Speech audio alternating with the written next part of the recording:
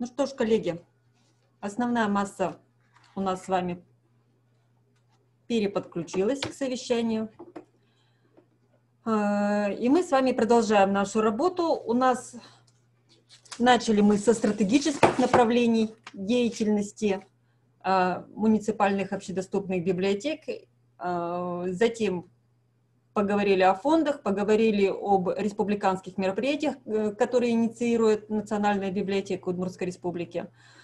А сейчас возвращаемся к тому, с чем мы с вами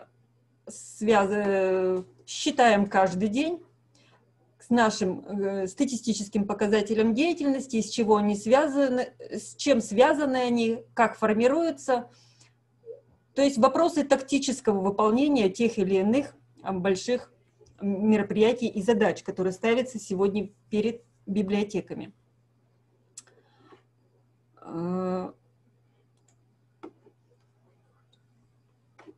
Я подключаю свою презентацию.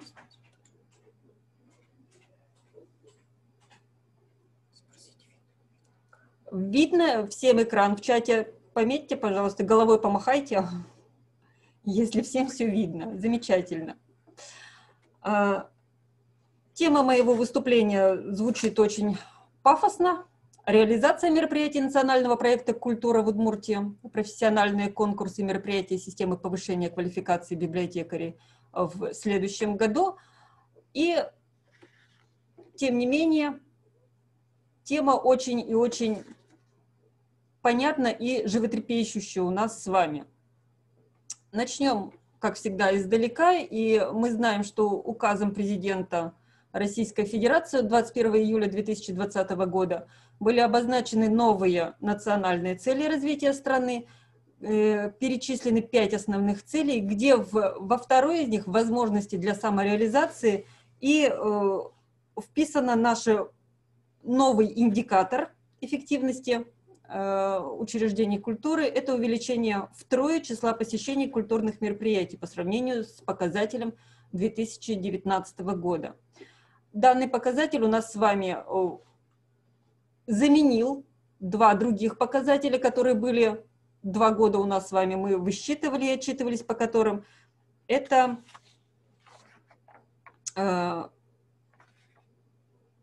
увеличение посещаемости учреждений культуры на 15%, а также увеличение числа обращений к культурным цифровым ресурсам в 5 раз. Естественно, в целях выполнения данного положения и оперативного мониторинга достижения целевого показателя Министерством культуры, распоряжением, которое вы видите сейчас на экране, была утверждена методология расчета показателя число посещений культурных мероприятий, чтобы у нас с вами было единое представление о том, как высчитывается этот показатель, что в него входит, и мы с вами могли планировать свою деятельность, могли планировать свои муниципальные задания в том числе. Перестала листаться.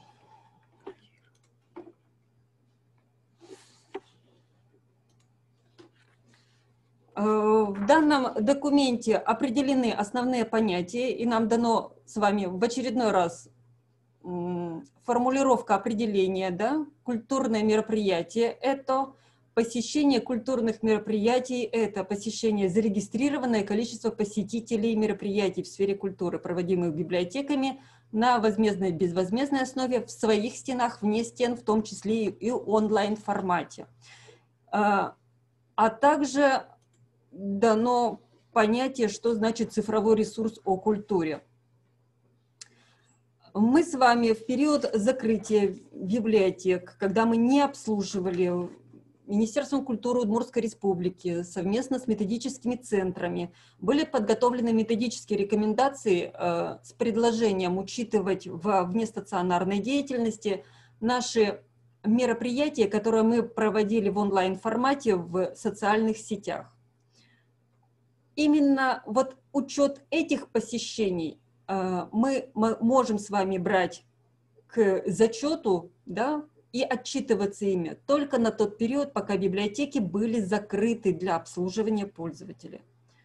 после указа постановления главы Удмуртской республики Бричалова библиотеки открыты для посещения, и, естественно, учет посещений массовых мероприятий, которые проводит библиотека в соцсетях, мы с вами не ведем. Вернее, мы его ведем, но не отчитываемся в официальной статистике. Естественно, для оценки эффективности данного мероприятия мы обязаны с вами отслеживать, насколько он получился востребован или не востребован. А это мы смотрим, естественно, через количество посещений. Но в официальной статистике они не учитываются. Отдельно хочется сказать еще о том, что учет посещений культурных мероприятий в онлайн-сфере поднимался и на 4-й Всероссийской научно-практической конференции «Методическая служба современной публичной библиотеки», которая прошла на прошлой неделе, где начальник управления статистики и аналитики Главного информационно-вычислительного центра Минкультуры Российской Федерации Макров Сергей Сергеевич очень однозначно сказал о том, что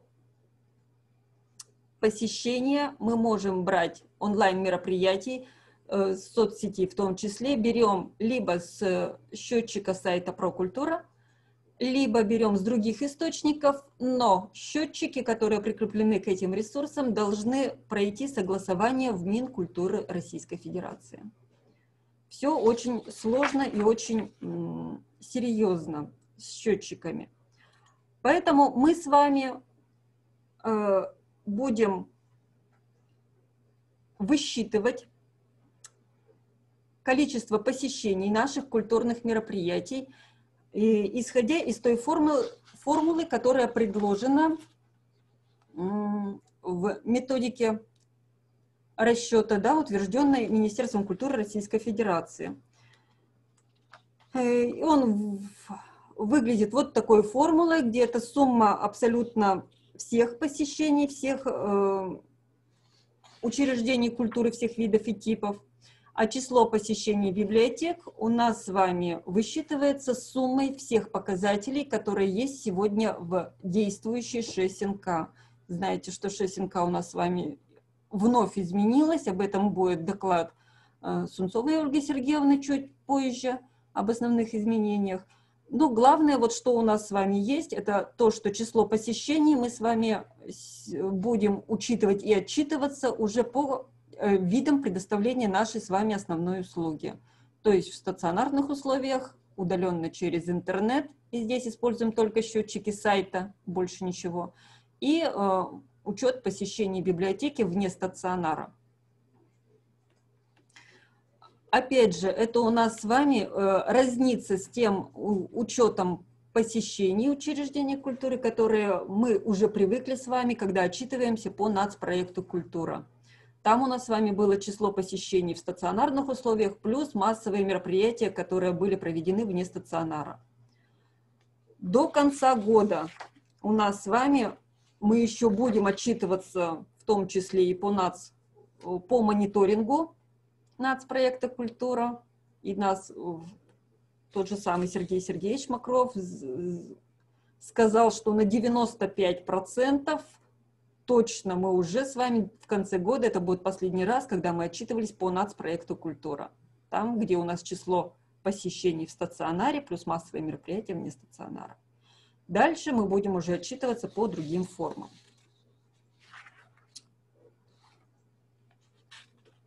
В методологических пояснениях по формированию данного показателя формирование сводных данных по данному показателю осуществляется как в целом по Российской Федерации, так и в разрезе субъектов Российской Федерации. И нас попросили рассчитать в том числе и на каждое муниципальное образование данные показатели, да, увеличение роста культурных мероприятий по каждому типу. В разрезе каждого муниципального образования и в разрезе каждого вида у нас получилось незначительное увеличение федеральных индексов. Вот это вот федеральный индекс, утвержденный в методологии расчета да? А вот ниже строкой у нас с вами вот здесь приведен индекс, который получился региональный. И он у нас, видим, что отличается на миллионные доли. Поэтому, исходя из этого, вы можете сами рассчитать, насколько у вас может изменяться количество посещений. Напоминаю, что это абсолютно все посещения в стационаре, вне стационара через интернет по отношению к 2019 году. На 2021 год у нас взят показатель 2019 года, чтобы мы с вами адаптировались и адаптировали наши показатели в период нестабильный, в период, когда библиотеки, ну и в целом все учреждения культуры столкнулись с пандемией, с определенными требованиями в обслуживании, с невозможностью полностью заполнять залы, да, с запретом проведения больших массовых мероприятий и так далее. Внутри вашего муниципального задания вы можете по-разному разбить по видам оказания данной услуги, то есть меньше в стационаре, например, да, больше вне стационара и больше через интернет. Но общее количество, оно должно быть такое, как вы отчитались в 6 НК за 2019 год. В 2019 году это была сумма граф 7 и 10 всего посещений и всего обращений. За 2020 год нам поставили уровень 0,35, но это у нас с вами, опять же, посещение организаций культуры, показатели нацпроекта, то есть это в стационаре плюс массовые мероприятия вне стационара. Наши с вами циферки, они у нас по республике чуть выше, чем 0,35, но главное не меньше этой показатели. В целом на всю республику по каждому муниципальному образованию такая таблица уже есть, она просчитана, и на электронную почту я каждому директору направлю цифровые показатели. Просто сейчас объясняю, из чего складывалась данная цифра, чтобы было понятно. Ну и источники информации, то есть те источники, по которым будут сверять наши данные, да, мы с вами вот видим сейчас перед собой. У нас с вами источник, прежде всего, это АИС статистика, да, статистическая отчетность отрасли, к которой мы с вами привыкли уже, к которой мы отчитываемся периодически. В том числе и вот в этот раз у нас с вами за октябрь месяц мы отчитались и по новым цифрам. Здесь у нас возникли небольшие неточности. Мы с вами не все заполнили мониторинг достижения целевого показателя правильно и адекватно, но я думаю, что проведем работу над ошибками уже в следующем месяце.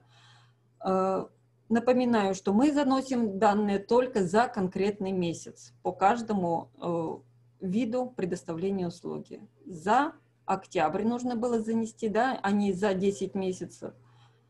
За ноябрь в этот раз будем заносить конкретно за данный месяц. Следующее, о чем хотелось бы поговорить, это создание модельных муниципальных библиотек. И частично уже Татьяна Владимировна озвучила это направление деятельности в нашей жизни, в жизни республики. На форуме публичных библиотек были приведены вот такие данные, которых, опять же, Татьяна Владимировна частично уже коснулась и озвучила, что с каждым годом у нас все больше и больше открывается библиотек, хотя помним, что изначально при планировании, при запуске проекта у нас говорилось о том, что будет стабильно 110 библиотек открываться, 30 центральных, 80 библиотек, филиалов, малых библиотек.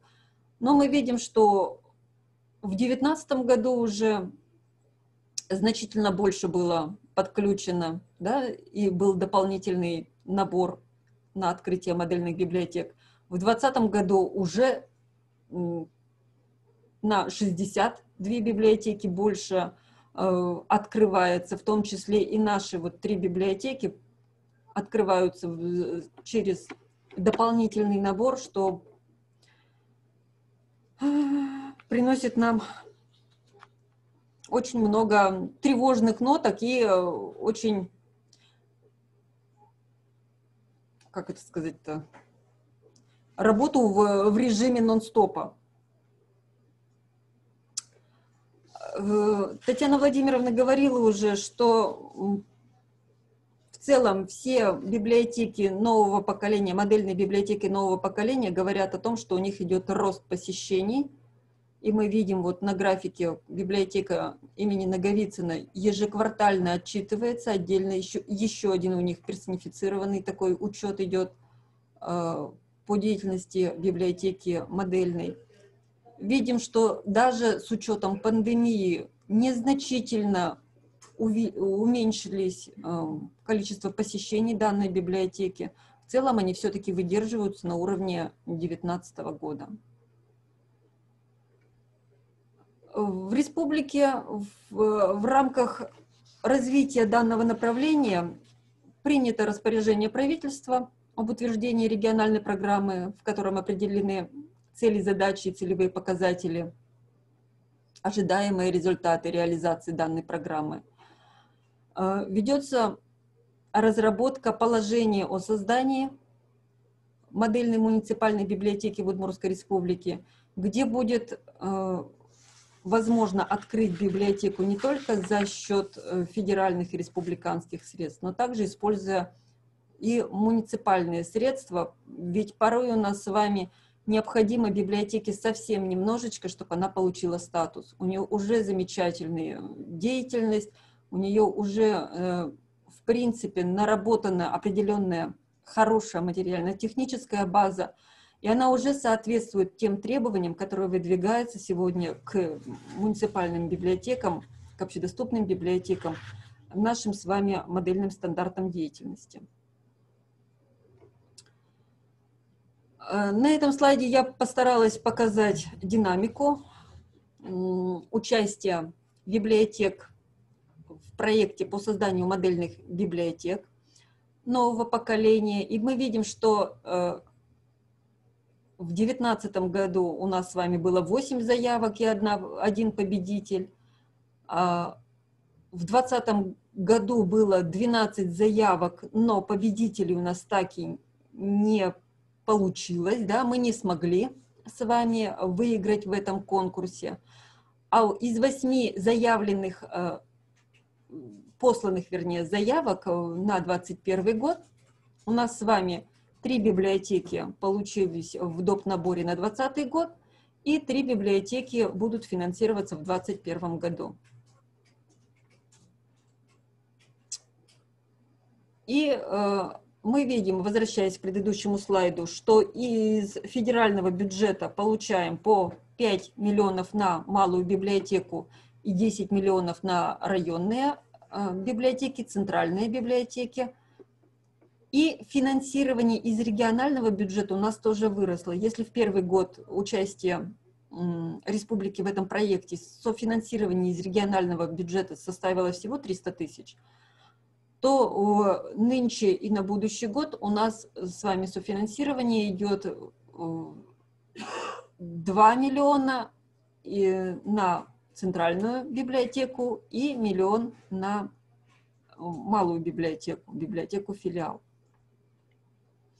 Естественно, растет и софинансирование модельных библиотек из средств муниципалитетов. Здесь нужно сказать и отдать должное муниципальным властям города Ижевска, что в 2019 году не ограничилась цифрой в 609 тысяч, выделенных на создание модельной библиотеки имени Наговицына. Дополнительно библиотека получила еще больше 1 миллиона на завершение ремонтных работ в этой библиотеке, которые прошли отдельной строкой и не вошли в качестве софинансирования. Ну и я сегодня говорила, что у нас очень напряженная работа идет по созданию модельных библиотек в этом году, поскольку сроки очень и очень сжатые. У нас постоянно вот еженедельный отчет, где мы учитываем абсолютно все, да, прямые контракты и конкурсные контракты, которые заключают библиотеки. И на сегодняшний день мы находимся в не очень хорошем положении в целом по Приволжскому федеральному округу. У нас одни из самых низких выполнений процентов выполнения заключения контрактов, один из самых низких процентов реализации заключения контрактов и по денежным средствам. У нас есть затруднения в переводе, в оплате заключенных контрактов.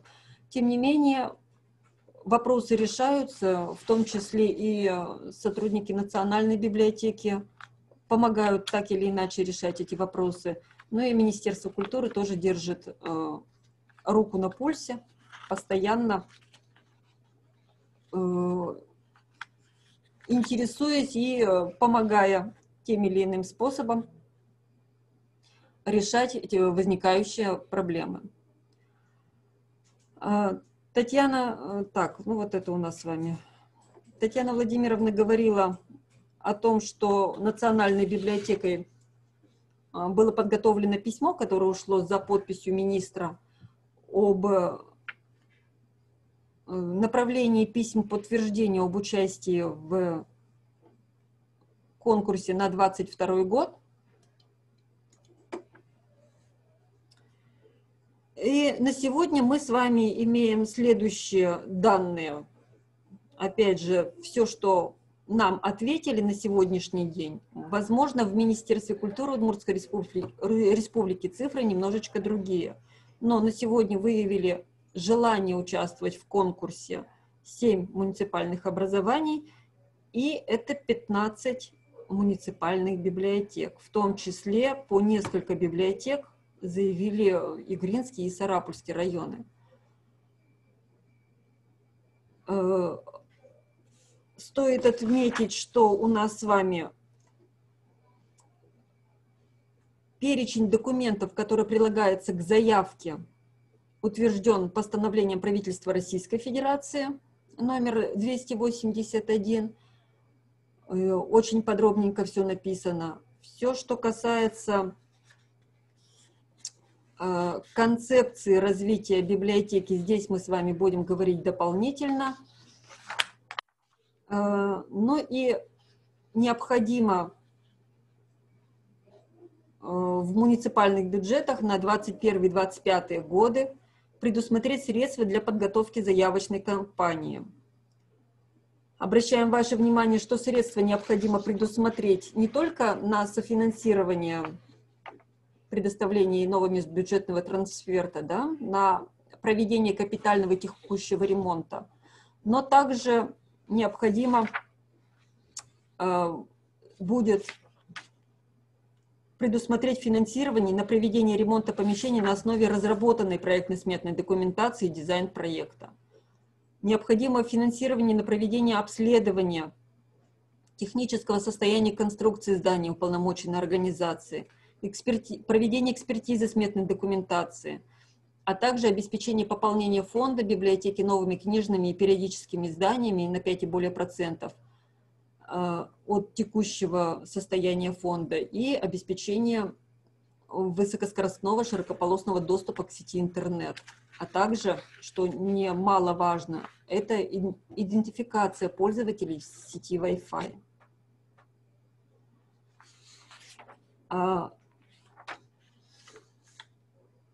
26 ноября мы планируем провести онлайн-встречу,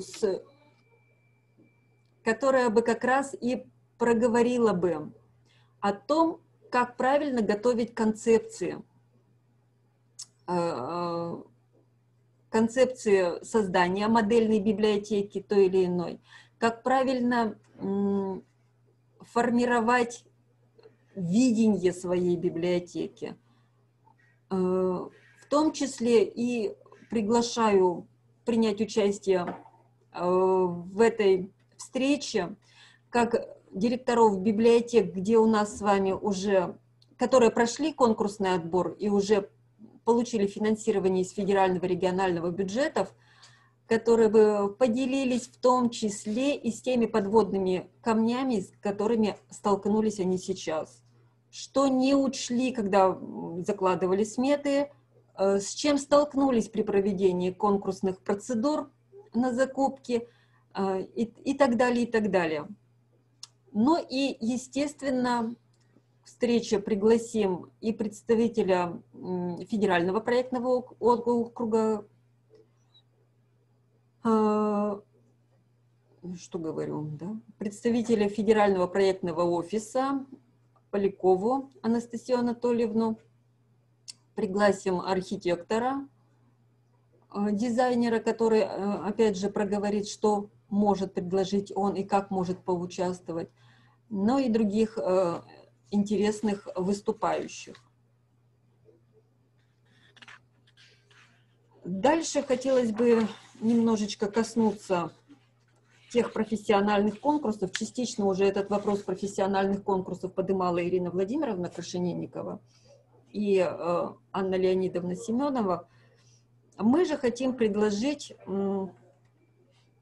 два конкурса. Первый у нас будет конкурс на лучшее представление продвижения истории библиотеки в мультимедийном формате, поскольку в далеких уже 2003-2006 годах у нас с вами проходил подобный республиканский конкурс, и уже наработана определенная база фактографического материала. Она продолжает развиваться, но продолжает развиваться внутри, локально каждой библиотеки. Она не находит отражения и не находит продвижения в изменившейся сегодня ситуации, в том числе и в онлайн-формате. Поэтому мы считаем, что привлечение внимания к развитию библиотечного дела и обобщение вот того опыта по представлению истории библиотек с освоением и применением современных информационных технологий в работе будет содействовать тому формированию позитивного образа библиотеки и сотрудника библиотеки в том социуме, в котором мы сегодня находимся. Второй конкурс планируем провести на лучшее библиотечное издание. Опять же, библиотеки у нас сегодня выпускают огромный пласт литературы, изданий, которые так или иначе используют в своей работе. И мы бы хотели, с одной стороны, выявить этот опыт, а с другой стороны его и растиражировать, в том числе и попробовать выделить наиболее популярные формы и открыть какие-то нетрадиционные формы представления библиотечных изданий. Оба конкурса у нас будут с вами проходить с начала года и по конец октября. Положения будут размещены на сайте Национальной библиотеки в разделе «Коллегам, библиотекарям». Ну и предполагаем, что итоги этих конкурсов мы с вами озвучим на нашем таком же совещании по планированию деятельности на 2022 год. У нас с вами всплывало окошко, что осталось 10 минут, и в принципе я, заканчивая свое выступление, немножечко, буквально очень вскользь пройдусь по системе повышения квалификации, которая у нас, в принципе, в библиотеке на сегодняшний день она устоявшаяся. Все темы, которые всегда были, они у нас с вами так и остаются. Единственное, что все переносится в онлайн-формат.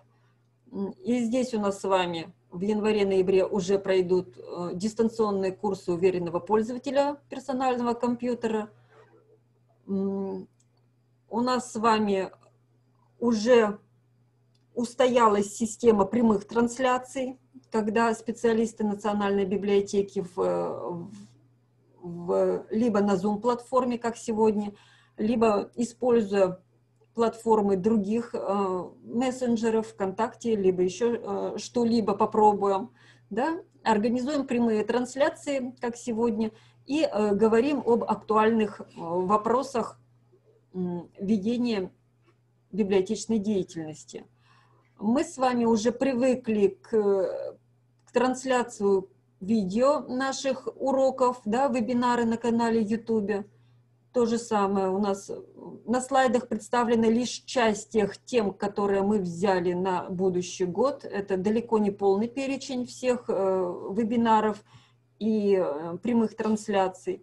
И мы с вами продолжаем, опять же, персональное консультирование по запросам, точечно, то есть использование специалистов, консультаций специалистов Национальной библиотеки в проведении ваших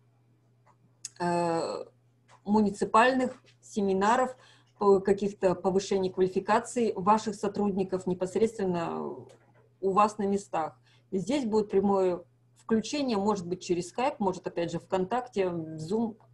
Форму мы с вами будем обсуждать, формы и темы обсуждаем уже непосредственно персонально с каждым муниципальным образованием. Собственно говоря, у меня все. Спасибо за внимание. Если есть вопросы какие-либо в чате, пишите. У нас с вами чуть-чуть осталось время, 6 минут.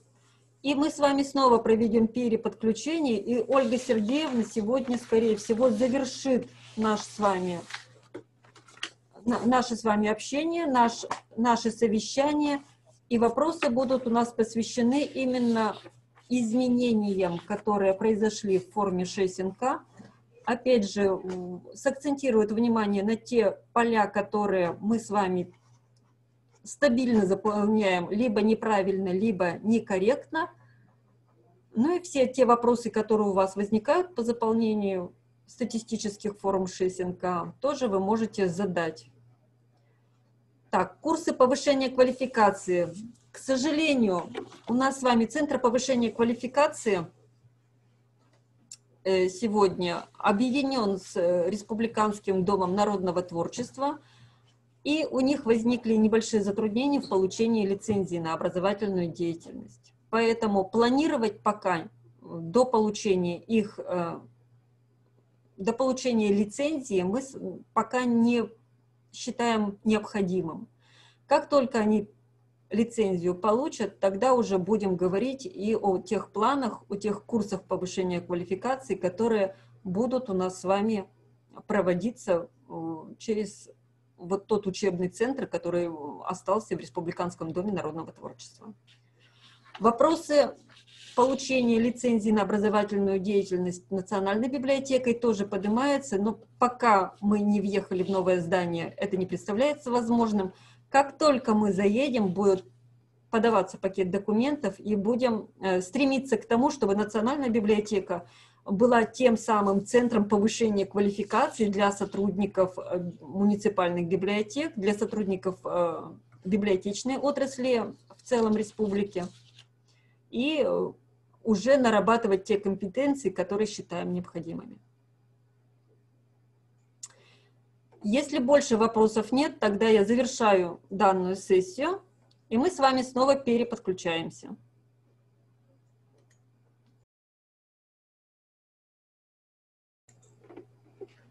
Здравствуйте, коллеги. Нет предела совершенству, и поэтому в этом году нас снова ждет новая форма 6НК. И коротко пробежимся по основным изменениям. Отдельно и специально хочу остановиться на том, что предусмотрен в этом году отдельный учет показателей по обслуживанию вне стационара библиотеки. То есть эти показатели отделили от стационара, но тем не менее совместили с удаленными. Поэтому сейчас все покажем, расскажем.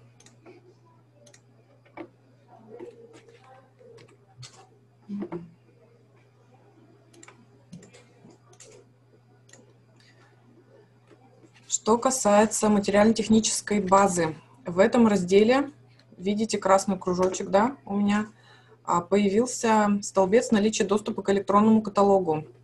Добавлен он для того, чтобы можно было понять, сколько библиотек, не ведущих электронный каталог, могут ими пользоваться.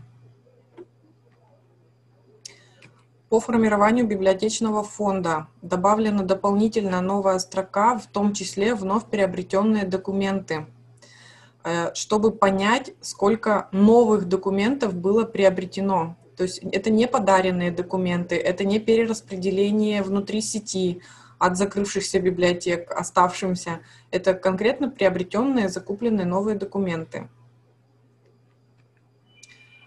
Самое глобальное, я бы сказала, изменение в 4 разделе в число пользователей и посещений. Обратите внимание, что добавлена графа по пользователям, обслуженным во внестационарных условиях. То есть это не просто удаленные пользователи, а всего внестационарные, и из них выделены удаленные пользователи. И посещения библиотеки в том числе распределены по стационару и вне стационару. Также обращаю ваше внимание, что удалены графы по КИБО, то есть нет стоянок КИБО и выездов. Добавлена строка «Обслужена специализированными транспортными средствами». Вот она, 14-я графа.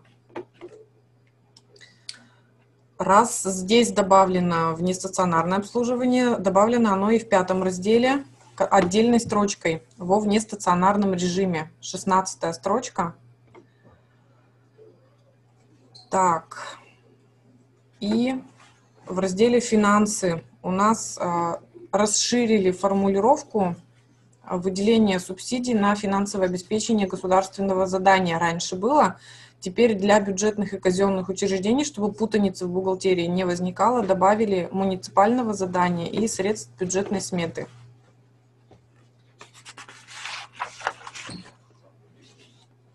Так, на что я хочу обратить ваше внимание? На путаницу, которая может возникнуть, когда мы сравниваем старую форму и новую форму. Надежда Владимировна раньше уже сказала, что мы не можем с вами брать просмотры и посещения с аккаунтов в социальных сетях.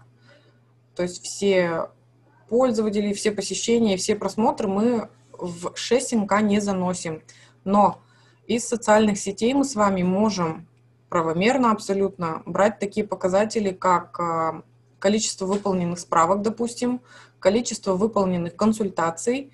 И понятно, что справку вы не выполните без обращения. Да? Мы можем взять обращение конкретного человека с конкретным запросом. Так вот, обращение в данном случае у нас пойдет во внестационар. Сюда, да? В 13-ю и 14-ю графы. А вот справки и консультации у нас пойдут, я, к сожалению, не полностью добавила сюда таблицу. Они пойдут в 16-ю сначала строку, а потом конкретно в 17-ю. То есть на это тоже обращайте, пожалуйста, внимание. Что еще? Есть ли вопросы по форме 6НК?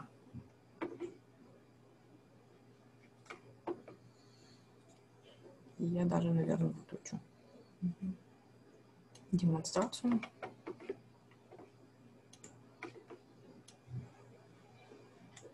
Еще знаете, что хотела спросить? В прошлом году многие выбирали для себя вариант заполнения, да, то есть у нас с вами есть АИ-статистика, ее никто не отменял, мы снова будем 6НК туда заносить. У нас есть печатные формы 6НК, которые мы также сдаем в архив, которые также надо будет заполнять. В связи с этим вопрос, нужен ли в этом году конструктор 6НК? Отпишитесь, пожалуйста. Создавать ли нам его, новую форму конструктора, в Excel, да, чтобы считалась сводная? Надо или не надо? Хорошо, сделаем. Отлично, ждите тогда по почте конструктор, на днях сделаем, всем разошлем. Так, всем отправлю конструктор. Всем 30. Хорошо, отправлю. Еще вопрос нужен? Еще меня попросили сказать о том, что мы не забываем про показатели НЭБа. НЭБ нам с вами может дать отличную книговыдачу. Включайте, пожалуйста, ее, в том числе в 6 НК. И также мы дополним, наверное, структуру информационного отчета, расширим пункты 5.3, 5.5, которые касаются как раз-таки НЭБа в том числе.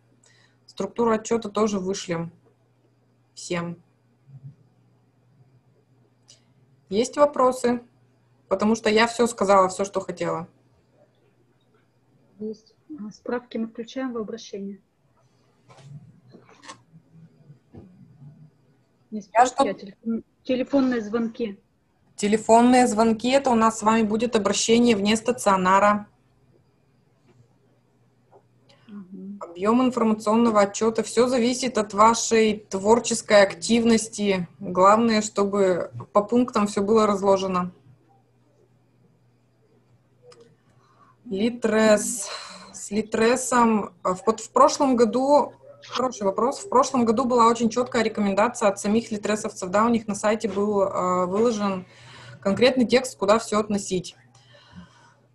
Нынче в 6 НК, в инструкции по заполнению 6 НК четко сказано, что в удаленные посещения, в удаленное обращение мы берем только то, что связано с нашим сайтом, все, что связано с официальными счетчиками. Поэтому мы коллективно обсуждали этот вопрос и вроде как решили, что это у нас будет вне стационара, обслуживание вне стационара.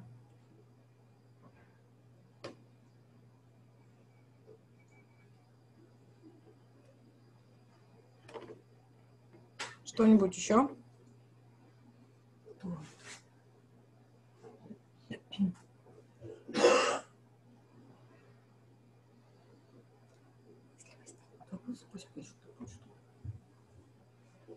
Если вопросов на сегодняшний день пока нет, я понимаю, что информации было много, ее надо переварить. Мы всегда на связи. Телефон городской, полпред. Это база данных. А полпред — это ведь у вас будет только книговыдача, если я правильно понимаю? Или вы оттуда берете какие-то еще данные? Книговыдача, она будет удаленная. Если доступ из дома, если регистрация проведена, то можно и как посещение взять нестационарное. Тоже нестационарное. Там же конкретный человек будет, конкретное имя, конкретная фамилия. Но только у них же самих должно быть подписано. У нас есть ряд библиотек с подпиской, то есть тоже во внестационар можно отнести. Озвучь. Там пошли вопросы. Так. Я потерялась. Полпред мне наши специалисты интернет-класса говорят, что в принципе это тоже можно во внестационар относить, обращение, посещение. Если оно было с логином и паролем. Если это был логин и пароль, и если заход был связан с подпиской библиотеки. Телефонные звонки. Они как раз пойдут к удаленным обращениям. Так, стоп. Нет. Они пойдут к обращениям вне стационара, да, но если вы выполнили какую-то консультацию или справку, то это будет справка во внестационарном режиме, в том числе в удаленном режиме. Презентации вышлем все обязательно, возможно, даже выставим на сайте сегодня новостью. Годовой отчет. Честно скажу, мы еще не обсуждали, как вообще будут приниматься отчеты. Не могу пока сказать, решение еще не было принято. Удаленные пользователи социальных сетей не берутся. По ГОСТу мы оттуда эти показатели посещения, просмотра и пользователей мы брать оттуда не можем. Еще раз повторяю, социальные сети — это может быть обращение, если конкретный человек задал вам какой-то вопрос, и справка либо консультация по этому запросу.